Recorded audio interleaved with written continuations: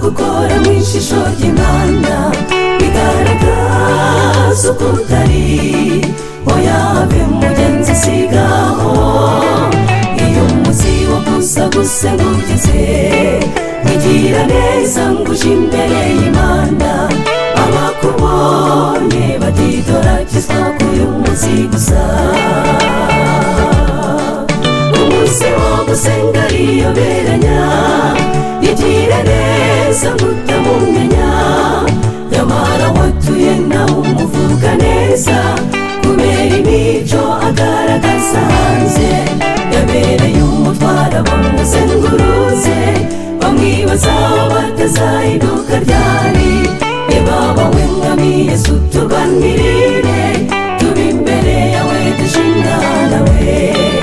Umunsi wo gusenga riyoberanya, igira neza ngutamumenya, nyamara watuye nawe umuvuga neza kubera imico agaragaza hanze. Yabereye umutwara bamuzengurutse, bamwibaza batazahinduka ryari. Baba we mwami Yesu turwanirire, tube imbere yawe dushingana we.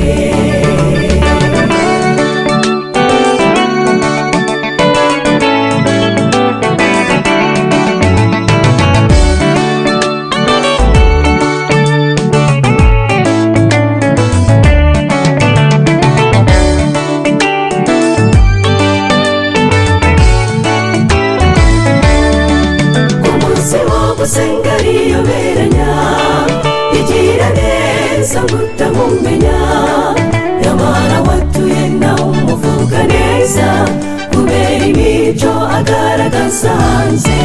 Yabereye umutwara bamuzengurutse, bamwibaza batazahinduka ryari. Baba we mwami Yesu turwanirire, tube imbere yawe dushingana we.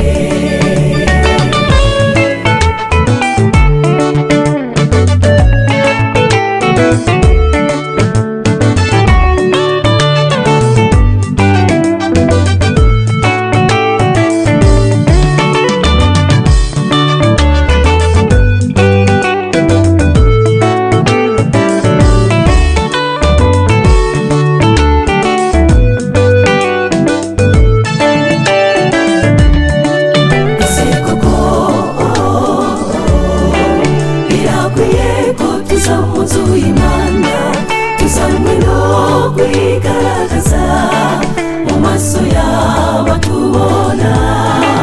Rero umucyo aho ugenda hose umurikira ababaswe n'umwijima, abakubonye bajye bashima umukiza. Umunsi wo gusenga riyoberanya, igira neza ngutamumenya,